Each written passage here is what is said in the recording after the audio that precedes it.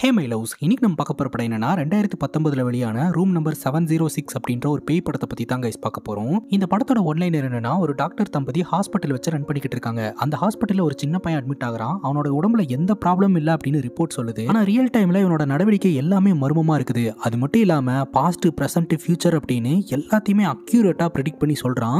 இதுக்கு பின்னாடி இருக்கக்கூடிய மர்மம் என்னன்னு தெரியாமல் டாக்டர்ஸ் குழம்பி போயிடுறாங்க. அப்போதாங்க தெரியுது அவனுக்கு பேய் பிடிச்சிருக்கு அப்படின்ட்டு. அந்த பையன் உடம்புக்குள்ள இருக்கக்கூடிய ஆத்மா யாரோடையது, எதற்காக இங்க வந்திருக்கு அப்படின்றது தான் மொத்த படமே. நீங்களும் நம்ம சேனலை சப்ஸ்கிரைப் பண்ணலன்னா சப்ஸ்கிரைப் பண்ணிக்கோங்க. நீங்க பார்த்துட்டு இருக்கிறது சரண் என்டர்டைன்மெண்ட். நான் தான் சரண். வாங்க வீடியோக்குள்ள போலாம். படத்தோட ஸ்டார்டிங் சீன்ல டாக்டர் சுமன் அப்படின்ற ஒரு லேடியை காட்டுறாங்க. இந்த லேடியோட கணவர் பேரு டாக்டர் அனில். இவங்க ரெண்டு பேரும் சேர்ந்து சொந்தமா ஒரு ஹாஸ்பிட்டல் வச்சு ரன் பண்ணிக்கிட்டு இருக்காங்க. 10 நாளைக்கு முன்னாடி டாக்டர் அனில் காணாம போயிருக்காரு. அது மர்மமான முறையில. இப்போ வரைக்கும் அவர் எங்க போனாரு, என்ன ஆனாருன்ற எந்த ஒரு தகவலும் தெரியலங்க. டிசிபி ஷெகாவத் இவங்களை நேரடியா மீட் பண்ணி பேசலாம் அப்படின்ட்டு வந்திருக்காருங்க. இவரை நான் போலீஸ் ஆஃபீஸர்னு சொல்றேன். ஆக்சுவலா உங்க கணவர் எங்க போனாரு, என்ன ஆனாருன்னு எங்களால கண்டுபிடிக்க முடியல. முடிஞ்ச வரைக்கும் நாங்க இன்வெஸ்டிகேஷன் பண்ணிட்டோம். பெருசா எந்த லீடுமே கிடைக்கல. உங்களுக்கு ஏதாவது லீடு கிடைச்சது அப்படின்னா உடனடியாக எங்களுக்கு இன்ஃபார்ம் பண்ணுங்க. அதை வச்சு கூட நாங்க இன்வெஸ்டிகேஷனை கண்டினியூ பண்றோம் அப்படின்னு சொல்றாங்க. டாக்டர் சுமன் ரொம்ப கோவப்படுறாங்க, வருத்தப்படுறாங்க. எண்ட் ஆஃப் த டே உங்களால முடியல அப்படின்றத தானே என்கிட்ட சொல்றதுக்காக வந்திருக்கீங்க அப்படிங்கும்போது, அப்படி இல்லை மேடம், உங்க சிச்சுவேஷன் என்னன்னு எங்களால் புரிஞ்சுக்க முடியுது. உங்களுக்கு ஏதாவது தகவல் தெரிஞ்சதுன்னா சொல்லுங்க. அதை வச்சு கூட நாங்கள் இன்வெஸ்டிகேஷன் பண்றோம். எங்களால் முடிஞ்ச வரைக்கும் நாங்கள் இன்வெஸ்டிகேஷன் பண்ணிட்டோம் அப்படின்ற விஷயத்த நம்ம போலீஸ் ஆஃபீஸர் சொல்றாருங்க. டிவியில் அப்பப்போ நியூஸ் போட்டுட்டே தான் இருக்காங்க. டாக்டர் அனில் அப்படின்ற ஒரு மிகப்பெரிய ஹாஸ்பிட்டலோட ஓனர் மர்மமான முறையில் காணாம போயிருக்காரு. இந்த வழக்கில் போலீஸ்காரங்க எந்த லீடுமே கண்டுபிடிக்கல அப்படின்ட்டு. இப்போ டாக்டர் சுமன் ஹாஸ்பிட்டலுக்கு கால் பண்ணி, நான் ஹாஸ்பிட்டலுக்கு வரேன், ஏதாவது அப்பாயின்மெண்ட் இருந்துச்சுன்னா ஃபிக்ஸ் பண்ணுங்க அப்படின்னு சொல்லிட்டு ஹாஸ்பிட்டலுக்கு கிளம்பி போறாங்க. இந்த ஹாஸ்பிட்டலை ஓன் பண்றதே பார்த்தீங்கன்னா டாக்டர் சுமன் மற்றும் அவங்களுடைய கணவன் தான். அங்க வேலை பார்க்குற பொண்ணு கிட்ட இந்த சீனியர் டாக்டர் கொஞ்சம் வர சொல்லுங்களேன் அப்படின்னு சொல்ல, அந்த சீனியர் டாக்டரும் டாக்டர் சுமனை பார்க்கறதுக்காக வராரு. அவர்கிட்ட இவங்க என்ன சொல்றாங்கன்னா, என் கணவன் காணாம போன அந்த ஒரு மன உளைச்சல்ல இருந்து நான் இன்னும் மீண்டு வராம தான் இருக்கேன். ஜஸ்ட் இப்போ ஹாஸ்பிட்டல் வந்திருக்கிறேன். எல்லாத்தையும் என்னால் ஹேண்டில் பண்ண முடியாது. நீங்க அப்படியே கொஞ்சம் ஹேண்டில் பண்ணிக்கோங்க அப்படின்னு சொல்ல, ஒன்றும் பிரச்சனை இல்லை மேடம், நான் பார்த்துக்கிறேன் அப்படின்னு இந்த சீனியர் டாக்டர் சொல்றாரு. கிளம்புறதுக்கு முன்னாடி, மேடம் இந்த பையனோட ரிப்போர்ட்டை நீங்கள் கொஞ்சம் பார்க்கணும் அப்படின்னு சொல்ல, என்னாச்சு அப்படின்னு கேட்க, ரிப்போர்ட்லாம் நார்மலாக தான் மேடம் இருக்கு, ஆனால் ரியல் டைமில் அவன் நார்மலாக இல்லை. இந்த சின்ன பையனுடைய பேர் நீரஜ். 10 நாளைக்கு முன்னாடி நம்ம ஹாஸ்பிட்டல் அட்மிட் ஆயிருக்கிறான். ட்ரீட்மெண்ட்லாம் முடிஞ்சது, ரிப்போர்ட்டும் நார்மலாக இருக்கு. ஆனால் அவன் ரியல் டைமில் அவனோட நடவடிக்கை எல்லாமே மர்மமாக இருக்கு அப்படின்ட்டு அவங்க பேரண்ட்ஸ் உங்களை பார்த்துட்டு தான் டிஸ்சார்ஜ் பண்ணுவேன் அப்படின்ற மாதிரி அடம்பிடிச்சிக்கிட்டு இருக்காங்க. நாங்களும் எவ்வளவோ கண்ட்ரோல் பண்ணுறதுக்கு முயற்சி பண்ணோம், முடியல மேடம், ஒரு வாட்டி வந்து பார்த்துருங்க அப்படின்னு சொல்ல, என்ன பார்க்கணும்னு சொல்கிறாங்களா, வினோதமாக இருக்கே அப்படின்ட்டு டாக்டர் சுமன் இந்த பையனோட பேரண்ட்ஸை மீட் பண்ணுறதுக்காக வராங்க. அந்த பையனோட அப்பா ஒரு நிமிஷம் இந்த வீடியோ பாருங்க மேடம் அப்படின்னு சொல்ல, நம்ம சுமனும் வீடியோ பார்க்குறாங்க. அந்த பையன் இப்போ நார்மலாக இருக்கிறான். திடீர்னு ஒரு மாதிரி ஷிவரிங் ஆகி கத்துறான், ஒன்றுமே புரியல. ஆனால் டாக்டர்ஸ் ரிப்போர்ட் நார்மலாக இருக்கிறதுன்னு சொல்கிறாங்க. எனக்கு ஒன்றுமே புரியல மேடம் அப்படின்னு சொல்ல, டாக்டர் சுமன் என்ன சொல்கிறாங்க அப்படின்னா, இங்கே இருக்கிறவங்க எல்லாருமே டாப் ஸ்பெஷலிஸ்ட் டாக்டர்ஸ், அவங்களே வந்து நார்மலாக இருக்குது அப்படின்னு சொல்கிறாங்கன்னா எங்களுக்கும் ஒன்றும் புரியல தான். நீங்கள் டிஸ்சார்ஜ் பண்ணிக்கோங்க, மேலும் ஏதாவது பிரச்சனைனா பார்த்துக்கலாம் அப்படின்னு சொல்ல, அதெல்லாம் முடியாது, எங்கள் பையன் கம்ப்ளீட்டாக குணமானா மட்டும்தான் வந்து நாங்கள் போவோம், நீங்கள் தலையிட்டு கொஞ்சம் ட்ரீட்மெண்ட் கொடுங்களேன் அப்படின்னு சொல்ல, சார் நான் இந்த ஹாஸ்பிட்டலோட ஓனரு, நானும் என் ஹஸ்பண்டும் சேர்ந்து தான் இந்த ஹாஸ்பிட்டலை ரன் பண்ணிக்கிட்டு இருக்கோம். அது மட்டும் இல்லாமல் நான் ஒரு சைக்காலஜிக்கல் டாக்டர், நான் எப்படி சார் இந்த பையனுக்கு ட்ரீட்மெண்ட்லாம் கொடுக்க முடியும் அப்படிங்கும்போது, அதெல்லாம் தெரியாது மேடம், நீங்கள் எப்படியாவது இந்த பையனுக்கு ட்ரீட்மெண்ட் கொடுங்க, சரி பண்ணுங்க அப்படின்னு சொல்ல, என்னடா அது இவங்களை சமாளிக்கவே முடியலையே அப்படின்னு சொல்லிட்டு, சரி சார் நான் என்னன்னு பார்க்குறேன் அப்படின்ற மாதிரி சொல்லிட்டு ஹீரோயின் போயிட்டு இந்த பையனோடைய டேட்டாஸ் எல்லாத்தையுமே படிக்க ஆரம்பிக்கிறாங்க. சரி சைக்காலஜிக்கலாக இவனுக்கு கவுன்சிலிங்லாம் கொடுத்து பார்க்கலாம் அப்படின்ட்டு அவங்களுடைய ரூமுக்கு கூட்டிகிட்டு போக, இந்த பையன் நான் முன்னாடியே இந்த இடத்துக்கு வந்திருக்கேன், முதல்ல டேபிள் அங்கே இருக்கும், ஏசி இங்கே இருக்கும் அப்படின்ற மாதிரி சொல்கிறான். கரெக்டு தான், எப்போ இங்கே வந்த அப்படின்னு சொல்லி கேட்கும்போது, நான் முன்னாடியே வந்திருக்கேன், அது மட்டும் இல்லாமல் உங்களை பற்றி எல்லாமே எனக்கு தெரியும் அப்படின்ற மாதிரி சொல்கிறான். எல்லாமே தெரியுமா, என்ன தெரியும் அப்படின்னு கேட்கும்போது, உங்கள் பேர் டாக்டர் சுமன், உங்கள் கணவரோட பேர் டாக்டர் அனில், அது மட்டும் இல்லாமல் நீங்கள் 2 பேரும் சேர்ந்து தான் இந்த ஹாஸ்பிட்டலை ஓன் பண்ணிட்டு இருக்கீங்க. உங்களோட கணவர் டாக்டர் அனில் 10 நாளைக்கு முன்னாடி மர்மமான முறையில் காணாமல் போயிருக்கிறாரு. இப்போ வரைக்கும் அவர் காணாமல் போன வழக்கில் எந்த ஒரு லீடுமே கிடைக்கல அப்படின்னு சொல்ல, டாக்டர் சுமனுக்கு தூக்கி வாரி போட்டுருது. இதெல்லாம் எப்படி உனக்கு தெரியும், யார் உனக்கு சொன்னா, டிவியில் பார்த்தியா, கூகுளில் சர்ச் பண்ணியா அப்படின்னு சொல்லி கேட்க, நான் எதையும் பார்க்கல, எதையும் படிக்கல, எனக்கு எல்லாம் தெரியும், நானாக தான் எல்லாம் சொல்லிக்கிட்டு இருக்கேன், இப்போ கூட உங்கள் கணவர் எங்கே இருக்கிறாருன்னு எனக்கு தெரியும் அப்படின்னு சொல்ல, டாக்டர் சுமனுக்கு தூக்கி வாரி போட்டுருது. இவன் என்ன சின்ன பையன் மாதிரியா பேசிக்கிட்டு இருக்கான், இப்படி பேசிக்கிட்டு இருக்கான் அப்படின்னு சொல்ல, மேடம் இதுதான் மேடம் அவனோட பிரச்சனையே, இப்படி தான் ஏதோ ஒன்று உளறிக்கிட்டே இருக்கிறான், எங்களுக்கு ஒன்றுமே புரியல அப்படின்னு அந்த பையனோட பேரண்ட்ஸ் சொல்கிறாங்க. கடுப்பாயிட்டு டாக்டர் சுமன் அந்த பையனை கூட்டிகிட்டு போங்கன்ட்டு வெளியே வந்துடுறாங்க. அப்போ இந்த பையன் வெளியே வரும்போது கூட, சாவை பார்த்து பயப்படக்கூடாது, சாவு புனிதமானது, நீ வேணா ட்ரை பண்ணி பாரு அப்படின்னு அப்படின்ற மாதிரி ஒரு ஆங்கிள் சொல்லிட்டு போறான். டாக்டர் சுமனுக்கு ஒரு மாதிரி இருக்கு. இப்ப சீனியர் டாக்டர் என்ன அட்வைஸ் பண்றாரு அப்படின்னா, இந்த பையனோட நடவடிக்கை எல்லாம் மர்மமா இருக்குது மேடம். எக்ஸ்ட்ரீமான சிச்சுவேஷனுக்கு போறதுக்கு முன்னாடி நம்ம முன்கூட்டியே போலீஸ்ல இன்ஃபார்ம் பண்றது தான் சரி. ஏன்னா 10 நாளா இங்க இருக்கிறாங்க, டிஸ்சார்ஜ் பண்ணியும் போக மாட்டான்றாங்க அப்படின்னு சொல்ல, சரி இன்ஃபார்ம் பண்ணிடலாம் அப்படின்னு போலீஸ்க்கு இன்ஃபார்ம் பண்ண அந்த இடத்துக்கு டிசிபி ஷெகாவத் தாங்க வராரு. இவரு பாத்தீங்கன்னா இந்த பையனை தனியா மீட் பண்ணணும், பேசணும் அப்படின்னு சொல்றாரு. அந்த பையன் கிட்ட போயிட்டு, கண்ணா எப்படி இருக்க, நீ என்ன ஸ்டாண்டர்ட் படிக்கிற அப்படின்னு நார்மலா பேச ஆரம்பிக்கிறாரு. நீரஜ் 5ஆம் கிளாஸ் படிக்கிறதா சொல்லிட்டு, டாக்டர் அனிலோட காணாம போன வழக்கை நீங்க தான் சார் இன்வெஸ்டிகேஷன் பண்ணிட்டு இருக்கீங்க, டாக்டர் அனில் இப்போ எங்க இருக்காருன்னு எனக்கு தெரியும் அப்படின்னு சொல்ல, அப்படியா எங்க இருக்கிறாரு உனக்கு எப்படி தெரியும் அப்படின்னு கேட்க, எனக்கு எல்லாம் தெரியும் அப்படின்ற மாதிரி சொல்றான். என்னடா அவன் பெரிய மனுஷன் மாதிரி பேசிட்டு இருக்கானே அப்படின்ட்டு, சரிப்பா டாக்டர் அனில் எங்க இருக்கிறாருன்னு சொல்லி பார்க்கலாம் அப்படிங்கும்போது, லூனாவாலாவை ரீச் பண்றதுக்கு எக்ஸாக்டா 12 கிலோமீட்டருக்கு முன்னாடி டாக்டர் அனிலோட கார் வந்து நின்றுட்டு இருக்கு. அதுக்குள்ளதான் டாக்டர் அனிலோடைய டெட் பாடி இருக்குது அப்படின்னு சொல்ல, இவனடா அவன் இந்த பேச்சு பேசிக்கிட்டு இருக்கானே அப்படின்ட்டு நீரஜோட அப்பாவை தனியாக கூப்பிட்டு, உங்கள் பையன் பல விஷயங்களை சொல்லிக்கிட்டு இருக்கான், இது ஒரு கிரிமினல் வழக்காக மாறும், நாங்கள் சொல்கிற வரைக்கும் நீங்கள் இந்த ஹாஸ்பிட்டலை விட்டு போவே கூடாது, அவன் சொன்ன இடத்துல போயிட்டு நாங்கள் ஆய்வு செய்யலாம்னு இருக்கிறோம், செஞ்சுட்டு அதுக்கப்புறம் அடுத்த விஷயத்தெல்லாம் பேசலாம் அப்படின்னு சொல்லிட்டு அந்த இடத்த விட்டு டிசிபி ஒரு டீமோட கிளம்புறாருங்க. இவன் சொன்ன மாதிரியே லூனாவாலாவை நோக்கி போயிட்டு இருக்காங்க. போகிற வழியில் சந்தேகத்துக்கு இடமே ஏதாவது தென்படுதா அப்படின்னு பார்த்துக்கிட்டே போயிட்டு இருக்காரு. அப்போ பார்த்தீங்கன்னா ஒரு இடத்துல ரயில் புரோக் ஆயிருக்கிறத இவர் கவனிக்கிறாருங்க. என்னடா அது அப்படின்ட்டு வண்டியை நிப்பாட்டி, என்னன்னு கொஞ்சம் போய் பாருங்களேன் அப்படின்னு சொல்ல, கார் மோதி இந்த இடம் டேமேஜ் ஆன மாதிரி தெரியுது சார், ஆனால் இங்கிருந்து பார்த்தா கீழே என்ன இருக்குன்னு எதுவுமே தெரியல அப்படின்ற மாதிரி சொல்ல, இது கரெக்டாக எந்த இடம் அப்படின்னு கேட்க, லூனாவாலாவை ரீச் பண்ணுறதுக்கு 10லிருந்து 15 கிலோமீட்டருக்கு முன்னாடி சார் அப்படின்னு சொல்ல, இந்த டிசிபிக்கு ஒரு மாதிரி ஷாக்காக இருக்கு. சரி ஓகே, ஒரு டீம் உள்ளே இறங்கி என்னன்னு போய் பார்க்க சொல்லுங்க அப்படின்னு சொல்ல, எல்லோரும் கீழே இறங்கி சர்ச் பண்ண ஆரம்பிக்கிறாங்க.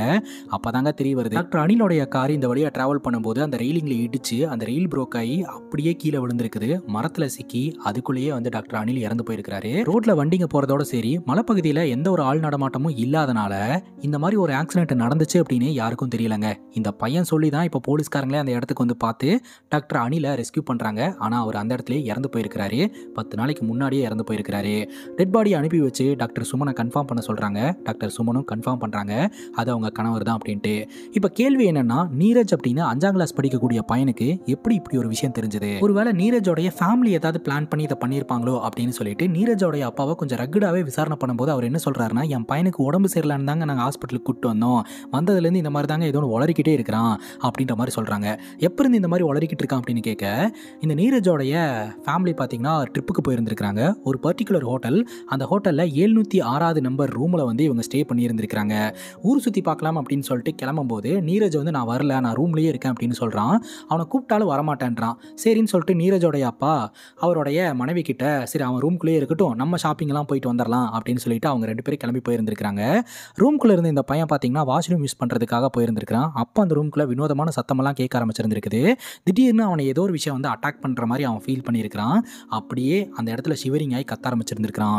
இவங்க ஷாப்பிங்லாம் முடிச்சுட்டு தான் அந்த ரூமுக்கு வந்திருக்காங்க. வந்து பார்த்தா இவன் ஒரு மாதிரி கத்திக்கிட்டு இருந்திருக்கான். உடனே ஹாஸ்பிட்டலுக்கு கூட்டு போகணும் அப்படின்னு முயற்சி பண்ணும்போது இவன் டிவியை கை காமிச்சு அவங்க கிட்ட கூட்டு போங்க அப்படின்ற மாதிரி சொல்ல ஆரம்பிச்சிருந்திருக்கான்.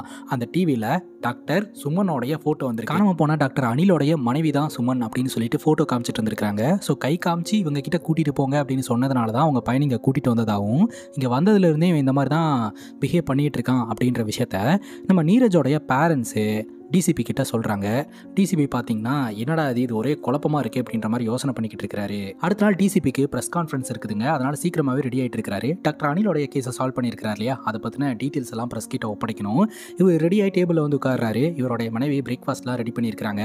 அப்போவே இந்த மாதிரி டாக்டர் கிட்ட அப்பாயின்மெண்ட் வாங்கியிருக்கேன், நம்ம 2 பேர் போயிட்டு வந்துடலாமா அப்படிங்கும்போது, ஏன் ஹாஸ்பிட்டல்னு அலையாளன்னு அலைஞ்சிக்கிட்டு இருக்கிற, நீ போகிறதுனா போயிட்டு வா அப்படிங்கும்போது, எனக்கு தனியாக போகிறதுக்கு ஒரு மாதிரி இருக்குது, நீங்களும் கூட வந்தால் நல்லாயிருக்கும், அதனால தான் உங்ககிட்ட சொல்கிறேன் அப்படிங்கும்போது, நீயும் ஹாஸ்பிட்டலுக்கு போகிறத நிப்பாட்டிக்க அப்படின்னு சொல்ல ஒரு மாதிரி அழுவ ஆரம்பிச்சிடுறாங்க. சரி நீ மட்டும் ஹாஸ்பிட்டலுக்கு போயிட்டு வா, என்னை கூப்பிடாத அப்படின்ட்டு இவர் கிளம்பி போயிடுறாருங்க. ஆக்சுவலாக இவங்க 2 பேருக்கு திருமணமாகி ரொம்ப வருஷம் ஆகுது, இவங்களுக்கு குழந்தை இல்லை. அதுக்காக செக்அப் போகணும் தான் இந்த டிசிபியோட மனைவி ப்ரெஷர் போட்டுக்கிட்டு இருக்காங்க. ஆனால் இவர் கம்ப்ளீட்டாக அவாய்ட் பண்ணிட்டு இந்த ப்ரெஸ் கான்ஃபரன்ஸை அட்டன் பண்ணுறதுக்காக வந்துடுறாரு. அங்கே இருக்கக்கூடிய மீடியாக்காரங்கெல்லாம் கேள்வி கேட்டுட்டு இருக்காங்க, எப்படி சார் டாக்டர் அனிலோடைய கேஸை சால்வ் பண்ணீங்க அப்படின்ட்டு. அதுக்கு இவர் சொல்கிறாருங்க, இந்த மாதிரிலாம் சால்வ் பண்ணோம் அப்படின்ட்டு. அப்படியா, எப்படி உங்களுக்கு இன்ஃபர்மேஷன் கிடைச்சது அப்படின்னு சொல்லி கேட்க, அது ஒரு அன்னோன் காலர் கிட்ட இருந்து இன்ஃபர்மேஷன் கிடைச்சது அப்படின்னு ஒரு மாதிரி தடுமாறிட்டே சொல்கிறாரு. யார் அந்த அன்னோன் காலர் அப்படின்னு கேட்கும்போது ஒரு யோசனை பண்ணிட்டு, நாங்கள் சர்ச் பண்ணிட்டு தான் இருக்கிறோம், சீக்கிரமாக அவர் யார் அப்படின்றத கண்டுபிடிச்சிருவோம், end of the day case solve ஆயிடுச்சு, அது ஒரு விபத்து அப்படின்ற மாதிரி இந்த ப்ரெஸ் கான்ஃபரன்ஸாக முடிச்சிடுறாருங்க. இப்போ டிசிபி இந்த நீரஜை மீட் பண்ணுறதுக்காக வராரு. இந்த பையன்ட்ட கொஞ்சம் தனியாக பேசணுமே அப்படின்னு சொல்ல பேரண்ட்ஸ் அலோவ் பண்ண மாட்டேன்றாங்க. அந்த பையனே பார்த்தீங்கன்னா நானே பேசணும்னு நினைக்கிறேன் அப்படின்ற மாதிரி சொல்கிறான். சரின்னு சொல்லிட்டு இவங்க 2 பேரும் தனியாக டிஸ்கஷன் மேக் பண்ணுறாங்க. அந்த பையன் என்ன சொல்கிறான் அப்படின்னா, எனக்கு டாக்டர் சுமனை பற்றி மட்டும் இல்லைங்க, எனக்கு எல்லாரை பற்றியுமே தெரியும் அப்படின்றான். எல்லாரை பற்றியுமா அப்படிங்கும்போது, ஆமாம் உங்களை பற்றியும் தெரியும் அப்படின்றான். என்னை பற்றி என்னடா உனக்கு தெரியும் அப்படின்னு சொல்லி கேட்க, சுனிதா அப்படின்ற மாதிரி ஒரு பொண்ணோட பேரை சொல்கிறான். எந்த சுனிதா அப்படின்னு கேட்க, ஒத்தக்கால் கொலுசு போட்டிருப்பாங்க இல்லையா அந்த சுனிதாவை பற்றியும் எனக்கு தெரியும் அப்படின்ற மாதிரி சொல்கிறான். டிசிபிக்கு தூக்கி வாரி போட்டுருது. டிசிபிக்கு ஒரு பேட் பாஸ்ட் நடந்திருக்குதுங்க. இவன் அதை ட்ரிகர் பண்ணுற மாதிரி பேசும்போது இவரே ஒரு செகண்ட் பயந்து போயிடுறாரு. அந்த இடத்துலேருந்து கிளம்பிடுறாரு. இப்போ டிசிபி பார்த்தீங்கன்னா பனாரஸில் இருக்கக்கூடிய ஒரு சாமியாருக்கு ஃபோனை போட்டு இங்கே நடக்கிற இன்ஸ்டண்ட்டை பற்றியெல்லாம் சொல்ல, அந்த சாமியார் என்ன சொல்கிறாருன்னா, அந்த பையனோட உடம்புல ஒரு பையனோடைய ஆத்மா இருக்குது, அந்த ஆத்மா தான் உங்ககிட்ட இந்த மாதிரிலாம் பேசிக்கிட்டு இருக்கு அப்படின்ற மாதிரி சொல்கிறாரு. இந்த சாமியாருக்கும் டிசிபிக்கும் என்ன தொடர்பு அப்படின்றதுக்கான ஃப்ளாஷ்பேக்கை நம்ம கிட்ட காட்ட ஆரம்பிக்கிறாங்க. அதாவது இந்த பையன் வந்து சொன்னான் இல்லையா, காலில் கொலுசு போட்டிருந்த அந்த லேடியோட கதை தெரியும் அப்படின்னு சொல்லிட்டு, அந்த லேடி யார் அப்படின்றதுக்கான கதையை நம்ம கிட்ட காட்ட ஆரம்பிக்கிறாங்க. 3 வருஷத்துக்கு முன்னாடி பனாரஸில் பார்த்தீங்கன்னா இந்த டிசிபி அந்த லேடி கூட ரிலேஷன்ஷிப்பில் இருந்திருக்கிறாருங்க. இந்த ரிலேஷன்ஷிப் எங்கே போய் முடிஞ்சிருக்கு அப்படின்னா, அந்த லேடி வந்து ப்ரெக்னென்ட்டாக இருந்திருக்காங்க. டெஸ்ட்லாம் எடுத்து பாசிட்டிவ் அப்படின்னு வந்ததுக்கப்புறம் இந்த சந்தோஷமான செய்தியை டிசிபி கிட்ட சொல்லியிருந்திருக்காங்க. டிசிபி ரொம்பவே ஷாக் ஆகுறாரு. என்ன சொல்கிறாருன்னா, எனக்கு கெரியர் இருக்குது, எனக்கு கல்யாணம் ஆயிடுச்சு, அதனால் நான் வந்து அக்செப்ட்லாம் பண்ணிக்க முடியாது, உடனடியாக அபார்ட் பண்ணிடு அப்படின்னு சொல்ல, அதை எப்படி அபார்ட் பண்ண முடியும், நம்ம 2 பேரும் இதை முன்னாடியே பிளான் பண்ணியிருக்கிறோம், பிளான் பண்ணாமல் இது நடந்திருக்கு, கண்டிப்பாக நான் இந்த குழந்தைய பெற்று வளர்க்கலான்னு இருக்கிறேன், ஏற்றுக்கிட்டாலும் ஏற்றுக்கலனாலும் இந்த குழந்தைய பெற்று வளர்க்கலான்னு இருக்கிறேன், உங்கள் பேரை வைக்கலான்னு இருக்கிறேன் அப்படின்ற மாதிரி இந்த லேடி சொல்லிக்கிட்டு இருக்காங்க. உடனே இந்த டிசிபி ஸ்மைல் பண்ணிட்டு, சரி எனக்கு குழந்தை இல்லைல்ல, நம்ம 2 பேரும் சேர்ந்து எனக்கான குழந்தைய இந்த குழந்தைய வளர்க்க ஆரம்பிக்கலாம் அப்படின்னு சொல்ல, இந்த லேடி பார்த்தீங்கன்னா சரி நான் ரூம்குள்ளே போகிறேன், நீங்கள் சரக்க போடுங்க அப்படின்னு சொல்லிட்டு உள்ளே போய் ஹெட்ஃபோனை மாட்டிக்கிட்டு பாட்டு கேட்டுக்கிட்டு இருக்காங்க. இந்த டிசிபி மைண்டில் பார்த்தீங்கன்னா ஏதோ ஒன்று தோணிக்கிட்டே இருக்குது. அதனால் இவர் என்ன பண்ணுறாருன்னா, கிட்ட அப்படியே ரொமான்டிக்காக அப்ரோச் பண்ணுற மாதிரி வந்து பட்டுன்னு அந்த பொண்ணுடைய முகத்தில் இந்த பில்லோவை வச்சு அமுக்கியே சாவடிச்சிடுறாருங்க. சாவடிச்சது மட்டும் இல்லாமல் யாருக்கும் தெரியாமல் இந்த பனாரஸில் போயிட்டு ஒரு இடத்துல குழியை தோண்டி புதைச்சிட்றாரு, அதுவும் ஒத்த கொலுசோடையே. அதுக்கப்புறம் இவர் வீட்டுக்கு வராருங்க. வீட்டுக்கு வந்ததுக்கப்புறம் இந்த கொலுசு சவுண்டு கேட்டுக்கிட்டே இருக்குது. சுற்றி சுற்றி அமானுஷமான ஆக்டிவிட்டியெல்லாம் நடக்க ஆரம்பிக்குது. இதில் மிரண்டு போன டிசிபி பார்த்தீங்கன்னா பக்கத்தில் இருக்கக்கூடிய ஒரு சாமியார் கிட்ட போயிட்டு விஷயத்த சொல்கிறாரு. இந்த சாமியார் என்ன சொல்கிறாருன்னா, நீ ஒரு பாவம் பண்ணிட்ட, அந்த பாவம் தான் உன்னை விடாமல் துரத்திக்கிட்டு இருக்குது, ஆன்மாவாக மாதிரி உன்னை கொல்ல பார்க்குது, அந்த பெண்ணோடைய ஆன்மா உன்னை கொல்லாமல் விடாது அப்படின்னு சொல்ல, தப்பிக்க வழியே இல்லையா அப்படின்னு கேட்க, இருக்கு அப்படின்னு ஒரு தாயத்தை கட்டி விடுறாரு. அந்த தாயத்தை உங்ககிட்ட இருக்கிற வரைக்கும் இந்த ஆன்மானால உங்ககிட்ட கூட நெருங்க முடியாது அப்படின்ற மாதிரி இந்த சாமியார் சொல்கிறாரு. இதை ஃபர்ஸ்ட் கையில் தான் கட்டி இருக்கிறாரு. அதுக்கப்புறம் இவர் ஒரு போலீஸ் ஆஃபீஸராக இருந்துட்டு இதெல்லாம் கட்டினா நல்லா இருக்காது அப்படின்ட்டு ஒரு துணி மாலை மாதிரி ரெடி பண்ணி ஒரு செயின் மாதிரி இவர் கழுத்தில் போட்டுருக்கிறாருங்க. வெளியே யாருக்குமே தெரியாது. இப்போ வரைக்கும் அந்த தாயத்து தான் இவரை காப்பாற்றிக்கிட்டு இருக்கு அப்படின்னு பிலீவ் பண்ணுறாரு. அது மட்டும் இல்லாமல் இந்த சாமியார்கிட்ட இந்த பையனை பற்றி சொல்லும் போது அவர் என்ன சொல்கிறாரு அப்படின்னா, நீ பனாரஸ்க்கு வா, அங்கே வச்சு நம்ம எல்லாத்தையும் பேசிக்கலாம், ஃபோனில் எதுவும் பேச முடியாது அப்படின்னு சொல்ல, என்னால் பனாரஸ்க்கு வர முடியாது அப்படின்ற மாதிரி இவர் சொல்லிக்கிட்டு இருக்கிறாரு. நீரஜ் அப்படின்ற பையனோட ஃபேமிலி உண்மையிலேயே அந்த ஹோட்டலில் தங்குனாங்களா, எந்த ரூமில் தங்குனாங்க அப்படின்ற டீட்டெயில்ஸ் எல்லாத்தையுமே நீங்கள் போய் விசாரிச்சுட்டு வாங்க அப்படின்னு அசிஸ்டன்ட் கிட்ட சொல்ல, அசிஸ்டன்ட்டும் அந்த ஹோட்டலில் போய் விசாரணை பண்ணுறாங்க. இந்த நீரஜோடைய ஃபேமிலி 706 நம்பர் ரூமில் ஸ்டே பண்ணியிருந்திருக்காங்க அப்படின்றது தெரிய வருது. இந்த ஹோட்டலை பற்றின டீட்டெயில்டு ரிப்போர்ட் ஏதாவது கிடைக்குமா அப்படின்னு சொல்லிட்டு சர்ச் பண்ண ஆரம்பிக்கிறாரு. அப்போ தான் ஷாக்கிங்கான ஒரு இன்ஃபர்மேஷனே தெரிய வருதுங்க. அந்த ஷாக்கிங்கான இன்ஃபர்மேஷன் டாக்டர் அனிலோடைய மனைவியான டாக்டர் சுமன் கூட கனெக்ட் ஆயிருக்கு அப்படின்றதும் தெரிய வருது. நடுராத்திரி ஃபோனை போட்டு உடனடியாக உங்களை மீட் பண்ணணும், கிளம்பி வாங்க அப்படின்னு சொல்ல, இந்த டைம்லையா அப்படின்னு டாக்டர் சுமன் கேட்குறாங்க. ஆமாம் ரொம்ப இம்பார்ட்டன்ட், கிளம்பி வாங்க அப்படின்னு டிசிபி சொல்ல, உடனே சுமனும் கிளம்பி டிசிபியை மீட் பண்ணுறதுக்காக போக, டிசிபி ஒரு விஷயத்த சொல்கிறாருங்க. இந்த பையன் தங்கியிருந்தான் இல்லையா, அந்த ஹோட்டலோடைய பேரை கூகுளில் போட்டாலே உங்களுடைய டீட்டெயில்ஸ் தான் வந்து அதிகமாக வருது அப்படின்னு சொல்கிறாரு. என்ன சொல்கிறீங்க அப்படின்னு கேட்க, 706 நம்பர் ரூமில் பார்த்தீங்கன்னா ராகுல் அப்படின்ற ஒரு பையன் கொஞ்சம் நாளைக்கு முன்னாடி ஸ்டே பண்ணியிருந்திருக்கிறான். அவன் பார்த்தீங்கன்னா மென்டலி டிஸ்டர்ப் ஆகிருந்திருக்கிறான். அந்த ஹோட்டலோடைய மாடியிலிருந்து கீழே குதிச்சு இறந்து போயிருந்திருக்கிறான். அவன் சாவறதுக்கு முன்னாடி டாக்டர் சுமன் கிட்ட தான் பார்த்தீங்கன்னா சைக்காலஜிக்கல் ட்ரீட்மெண்ட் எடுத்துகிட்டு இருந்திருக்கிறான். இதை பற்றின நியூஸ் தான் அதிகமாக இருக்குது அப்படின்னு சொல்ல, அந்த கதையை தெரிஞ்சுக்கணும்னு நினைக்கிறேன் அப்படின்ற மாதிரி டிசிபி சொல்கிறாருங்க. அதுக்கும் இதுக்கும் என்ன லிங்க் அப்படின்னு கேட்கும்போது, ஆக்சுவலாக அந்த நீரஜ் அப்படின்ற பையனுக்கு பேய் பிடிச்சிருக்கு. ராகுல் அப்படின்ற ஒரு பையன் இந்த ஒரு ஹோட்டல்ல இருந்து கீழே விழுந்து இறந்து போனான் இல்லையா, அந்த பையனோட ஆன்மா தான் இந்த நீரஜோடைய உடம்புக்குள்ள இருக்கு அப்படின்னு சொல்ல, நீங்க போலீஸ் ஆஃபீஸர் தானே இப்படி பேசிட்டு இருக்கீங்க அப்படிங்கும் போது, அஃப்கோர்ஸ் நான் போலீஸ் ஆஃபீஸர் தான், என்னோட வாழ்க்கையிலேயே ஒரு சம்பவம் நடந்திருக்கு, அதனால தான் நான் இதை பிலீவ் பண்ணுறேன், தயவு செஞ்சு அந்த கதையை சொல்லுங்க அப்படிங்கும் போது, ஓகே ஃபைன் நான் சொல்கிறேன் அப்படின்னு சொல்லிட்டு டாக்டர் சுமன் வந்து கதையை சொல்ல ஆரம்பிக்கிறாங்க. ராகுல் அப்படின்ற ஒரு பையன் பார்த்தீங்கன்னா ஒரு பொண்ணை லவ் பண்ணிக்கிட்டு இருந்திருக்கான். இந்த பொண்ணு பார்த்தீங்கன்னா இவனை ஏமாத்திட்டு என்ஆர்ஐ பையனை கல்யாணம் பண்ணி வேற நாட்டில் போய் செட்டில் ஆயிருச்சு. இவன் டிப்ரெஷனுக்குள்ளே போயிட்டு இவனுக்கு சூசைடிக்கல் தாட் உருவாகி கிட்டத்தட்ட 3 முறை சூசைட் பண்ணுறதுக்கு ட்ரை பண்ணியிருக்கிறான். கடைசியாக தான் பார்த்தீங்கன்னா டாக்டர் சுமன் கிட்ட இந்த பையனை கூப்பிட்டு வந்திருக்காங்க கவுன்சிலிங்காக. இவனை எப்படியாவது குணப்படுத்தணும் அப்படின்னு சொல்லிட்டு பல முறை இவங்க ட்ரை பண்ணியிருக்காங்க. எல்லாமே தோல்வியில் தான் முடிஞ்சிருக்கு. அதுக்கப்புறம் சிகிச்சை பலனளிக்காமல் மாடியிலேருந்து கீழே குதிச்சு செத்துட்டான் அப்படின்ற மாதிரி சொல்லிட்டு டாக்டர் சுமன் அந்த இடத்துலேருந்து கிளம்பி போயிடுறாங்க. இப்போது இந்த போலீஸ் ஆஃபீஸர் இருக்கிறார் இல்லையா, இவர் கிளம்பலாம் அப்படின்ட்டு அப்படியே காரில் போயிட்டு இருக்கும்போது பின்னாடி யாரோ ஒருத்தவங்க உட்காந்துக்கிட்டு இருக்கிற மாதிரியே இவருக்கு ஃபீலுங்க. என்னடான்னு மிரரில் பார்த்தா அந்த பொண்ணோடைய ஆத்மா இவர் இன்னும் பின்தொடர்ந்துட்டே தான் இருந்துட்டு இருக்குது. டக்குன்னு வண்டியை நிப்பாட்டி பின்னாடி பார்த்தா யாரையும் காணோம். பூட் ஸ்பேஸ் எல்லாம் ஓப்பன் பண்ணி பார்த்துட்டு இருக்கிறாரு. இன்னொரு பக்கம் இந்த டாக்டர் பார்த்தீங்கன்னா ஹாஸ்பிட்டலுக்கு இந்த நீரஜ் அப்படின்ற அந்த பையனை மீட் பண்ணலான்னு போனால் லிஃப்ட்டுக்குள்ளே பார்த்தீங்கன்னா டக்குன்னு இவன் பக்கத்தில் நின்றுட்டு இருக்கிறான். நீ எப்பறம் இங்கே வந்த அப்படின்னு சொல்லி கேட்க, என்ன பார்க்கறதுக்காக தான் வந்தீங்க, அதான் உங்களை பார்க்கறதுக்காக இங்கே வந்தேன் அப்படின்ற மாதிரி அவன் சொல்கிறான். கிட்ட வாங்க, அவங்க கிட்ட ஒன்று சொல்லணும் அப்படின்னு சொல்கிறான். என்ன அப்படின்னு சொல்லிட்டு நம்ம டாக்டர் ஒரு மாதிரி பயப்படுறாங்க. ஒன்றும் பண்ண மாட்டேன் இங்கே வாங்க அப்படின்னு சொல்ல அப்படியே கிட்ட இவங்க வராங்க. சாவை பார்த்து கவலைப்படாதீங்க, சாவு புனிதமானது, ட்ரை பண்ணி பாருங்கள் நல்லாயிருக்கும் அப்படின்ற மாதிரி சொல்கிறான். மிரண்டு போன இந்த டாக்டர் அந்த ஹாஸ்பிட்டலை விட்டு வெளியே ஓடி வந்துடுறாங்க. உடனே டிசிபிக்கு ஃபோனை போட்டு உங்ககிட்ட முக்கியமான விஷயத்தை பற்றி பேசணும் அப்படின்ட்டு 2 பேருமே ரோட்லேயே ஒரு இடத்துல மீட் பண்ணிக்கிறாங்க. ஆக்சுவலாக நான் சொன்ன ஸ்டோரியை வந்து கம்ப்ளீட் பண்ணவே இல்லை, இப்போ நான் கம்ப்ளீட் பண்ணணும்னு நினைக்கிறேன் அப்படின்னு சொல்லிட்டு டீட்டெயில்டாக என்ன நடந்தது அப்படின்றத டாக்டர் சுமன் சொல்ல ஆரம்பிக்கிறாங்க. ராகுல் அப்படின்ற ஒரு பையன் வந்து சைக்காலஜிக்கலாக பாதிக்கப்பட்டிருக்கான் அப்படின்ட்டு டாக்டர் சுமன் கிட்ட தான் ட்ரீட்மெண்ட்காக கூப்பிட்டு வந்திருக்காங்க. ஆரம்ப காலகட்டத்தில் என்ன தான் அவனுக்கு கவுன்சிலிங் கொடுத்து அவனோட மைண்டை மாற்றணும்னு நினச்சாலும் அவன் மைண்டு மாறவே மாட்டேது. தற்கொலை பண்ணிக்கணும் அப்படின்னு நினச்சிக்கிட்டே இருக்கிறான். கிட்டத்தட்ட இந்த டாக்டருக்கே அவன் கவுன்சிலிங் கொடுக்குறான். சாவு வந்து ரொம்ப புனிதமானது, ட்ரை பண்ணி பாருங்கள் நல்லாயிருக்கும் அப்படின்ற மாதிரி சொல்லிக்கிட்டு இருக்கான். அந்த அளவுக்கு அவன் சைக்காலஜிக்கலாக பாதிக்கப்பட்டிருக்கான். அப்படி இப்படின்னு பேசி அவனை சரிப்படுத்துறதுக்கு டாக்டர் சுமன் ட்ரை பண்ணிக்கிட்டே இருக்கிறாங்க. கொஞ்ச நாளைக்கு அப்புறம் எனக்கு ஸ்மோக் பண்ணணும் போல இருக்குது அப்படின்ற மாதிரி சொல்கிறான். இது ஹாஸ்பிட்டல், இங்கெல்லாம் ஸ்மோக் பண்ணக்கூடாது அப்படின்னு சொல்ல எனக்கு பண்ணணும்னு தோணுது அப்படின்ற மாதிரி கேட்குறான். சரின்னு சொல்லிட்டு மொட்டை மாடி கூப்பிட்டு போயிட்டு ஸ்மோக் பண்ண வைக்கிறாங்க. அதே சமயம் டாக்டர் சுமனையும் நீங்களும் ஸ்மோக் பண்ணுங்க அப்படின்ற மாதிரி இவன் கேட்குறான். டாக்டர் சுமன் கல்யாணத்துக்கு முன்னாடி வரைக்கும் ஸ்மோக் பண்ணிட்டு தான் இருந்திருக்கிறாங்க. கல்யாணத்துக்கு அப்புறம் டாக்டர் அனில் வந்து இதெல்லாம் விட்டுரு அப்படின்னு சொன்னதுனால கல்யாணத்துக்கு அப்புறம் இவங்க ஒரு வாட்டி கூட அடிக்கவே இல்லைங்க. ஆனால் இவன் இப்போ கேட்டதுனால ஓகே இவனுக்காக பண்ணுவோம் அப்படின்னு சொல்லிட்டு ஸ்மோக் பண்ண ஆரம்பிக்கிறாங்க. அப்படியே இவங்க 2 பேர்த்துக்குள்ள ரிலேஷன்ஷிப் உருவாகுது. அப்படியே தினமும் மொபைலில் சாட் பண்ணிக்கிறது, ஃபோன் பேசிக்கிறது அப்படின்னு சொல்லிட்டு இவங்களோட ரிலேஷன்ஷிப்பை அப்படியே கண்டினியூ பண்ண ஆரம்பிக்கிறாங்க. ஒரு கட்டத்துக்கு மேலே தான் வந்து நம்ம தப்பு பண்ணிகிட்டு இருக்கிறோம் அப்படின்னு சொல்லிட்டு கம்ப்ளீட்டாக இந்த ராகுலை அவாய்ட் பண்ண ஆரம்பிச்சிடுறாங்க. மறுபடியும் இந்த ராகுல் வந்து ஒரு மாதிரி சைக்காலஜிக்கலாக அஃபெக்ட் ஆக ஆரம்பிக்கிறான். காலையில் ஹாஸ்பிட்டலுக்கு வந்தானா ஈவினிங் வரைக்கும் பார்த்தீங்கன்னா டாக்டர் சுமனை பார்க்கணும் அப்படின்றதுக்காக வெயிட் பண்ணிகிட்டே இருப்பான். இதை இவங்க கவனிச்சிட்டும் கண்டுக்காமே விட்டுருவாங்க. ஒரு நாள் பார்த்தீங்கன்னா வீட்டில் டாக்டர் சுமனும் அவங்களோட கணவனும் உட்காந்து சாப்பிட்டுக்கிட்டு இருக்கும்போது காலிங் பெல் அடிக்கிற சவுண்டு கேட்குது. இவங்க வீட்டு வேலைக்காரர் தான் என்னன்னு செக் பண்ணுறதுக்காக போகிறாரு. போய் பார்த்துட்டு உள்ளே வந்துட்டு இந்த மாதிரி ராகுல் வந்திருக்கிறதா சொல்கிறாங்க. அவன் எப்படி இங்கெல்லாம் வரலாம், ஒரு பேஷண்ட்டு தானே, அவனை ஹாஸ்பிட்டல் போக சொல்லுங்கள் அப்படின்ற மாதிரி சொல்ல போக மாட்டேன்றான் அப்படின்ற மாதிரி சர்வெண்ட்டு சொல்கிறாரு. போலீஸில் கம்ப்ளைண்ட் கொடுப்பேன் அப்படின்ற மாதிரி டாக்டர் அனில் ரொம்ப கோவப்படுறாரு. இருங்க நான் என்னன்னு போய் பார்த்துட்டு வந்துடுறேன் அப்படின்னு சொல்லிட்டு இனிமேல் வீட்டு பக்கம் வர வேலையெல்லாம் வச்சுக்காது அப்படின்ற மாதிரி திட்டி அமிச்சிட்டு தான் வந்து ப்ரெசன்ட் சுச்சுவேஷனில் டாக்டர் சுமன் வந்து டிசிபி கிட்ட சொல்லி முடிக்கிறாங்க. இந்த டிப்ரெஷன் காரணமாக தான் வந்து அவன் அந்த ஹோட்டல் ரூமில் இருந்து கீழே குதிச்சு இறந்து போயிட்டான் அப்படின்ற மாதிரி சொல்கிறாங்க. சரி ஓகே நான் பனாரஸுக்கு போகிறதுக்கு டைம் ஆகிடுச்சு, போயிட்டு வந்துட்டு மற்ற விஷயத்தை பற்றி பேசலாம் அப்படின்ட்டு இவர் நீரா அந்த சாமியாரை மீட் பண்ணுறதுக்காக போகிறாருங்க.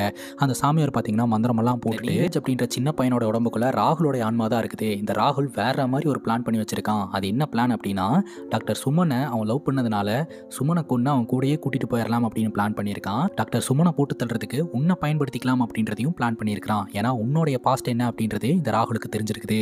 அதனால ஒரே கல்லில் 2 மாங்காய் அப்படின்ற மாதிரி உலகத்துக்கு உன்னை எக்ஸ்போஸ் பண்ணி விட்டுட்டு டாக்டர் சுமனை கொண்டு அவன் கூடயே கூட்டிட்டு போகிறது தான் அவனுடைய பிளான் அப்படின்னு சொல்ல டிசிபி பயப்பட ஆரம்பிக்கிறாரு. அப்போ இதுலேருந்து தப்பிக்கிறதுக்கு ஏதாவது வழி இருக்கா சொல்லுங்களேன் அப்படிங்கும்போது 2 வழி இருக்குது. ஒன்று அவனை இந்த உடம்பை விட்டு போக வைக்கிறது, அது கண்டிப்பாக முடியாது, அவன் ரொம்ப உக்கிரமாக இருக்கிறான். 2வது அந்த சின்ன பையனை போட்டு தள்ளுறது, அவனை போட்டு தள்ளிட்டா ராகுலோட ஆன்மாவும் இங்கேருந்து போயிடும் அப்படின்ற மாதிரி சொல்ல ஓகே 2வது வாய்ப்பை வேணா நான் ட்ரை பண்ணுறேன் அப்படின்ற மாதிரி சொல்லிட்டு இவர் எப்படி அந்த பையனை போட்டு தள்ளுறது அப்படின்னு யோசிக்கிறாரு. இவர் இறங்கி ஏதாவது பண்ணார் அப்படின்னா கண்டிப்பாக இவருடைய பேர் மாட்டிக்கும். அதனால் டாக்டர் சுமனை பிளாக்மெயில் பண்ணுறதுக்கு ஏதாவது ஒரு பாயிண்ட் கிடைக்குமா அப்படின்ற மாதிரி இவர் பார்க்குறாரு.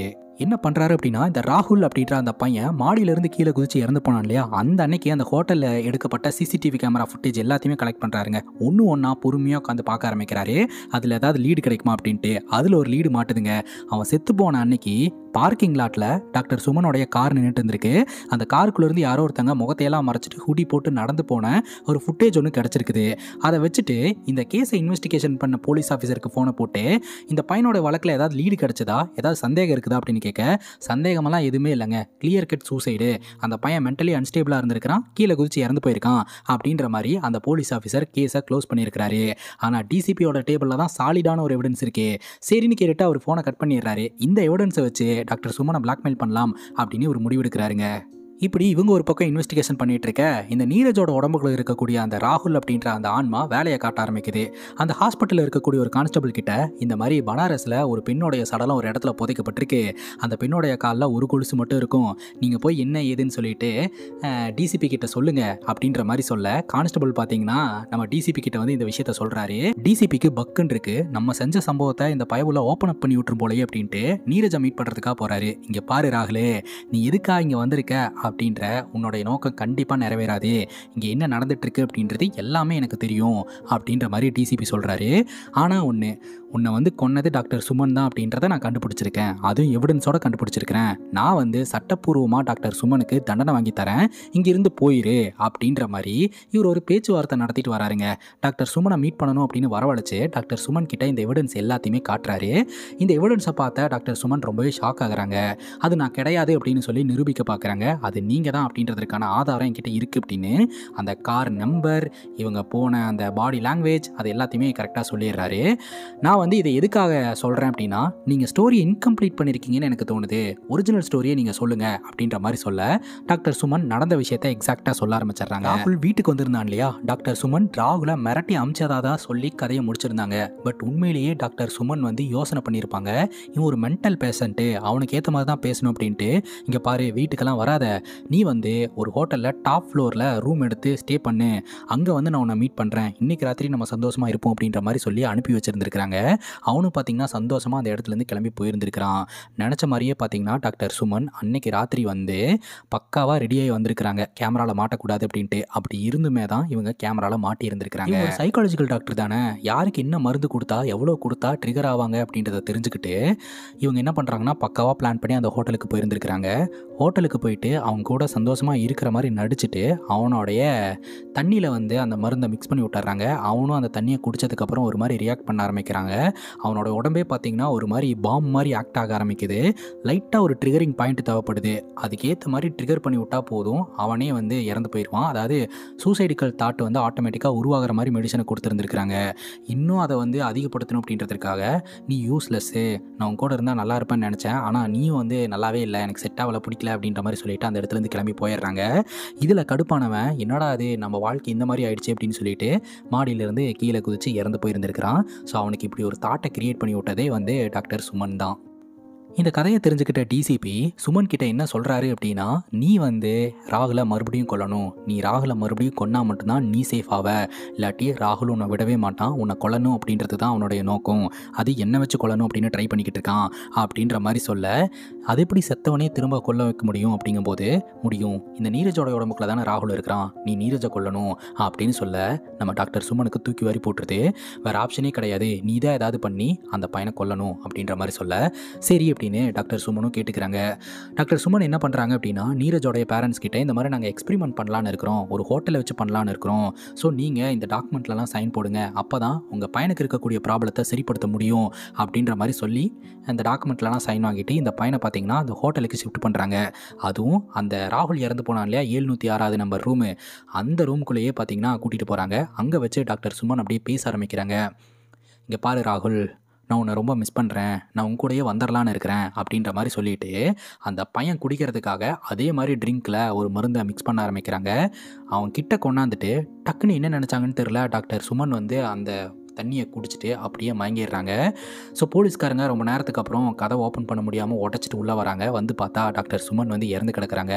அப்போ அவங்க ஆன்மாவாக மாதிரி, நான் ஏன் இந்த சின்ன பையனை கொல்லணும், ஸோ என்னோட வாழ்க்கையை அமைச்சு இந்த ராகுல் கூடயே போயிடலான்னு இருக்கிறேன் அப்படின்னு சொல்லிட்டு அவங்களும் ஆன்மாவாக மாதிரி இந்த ராகுல் கூடயே யமலோகத்துக்கு போயிடுறாங்க. இப்போது டிசிபி பார்த்திங்கன்னா வீட்டில் உட்காந்துக்கிட்டு இருக்கிறாரு.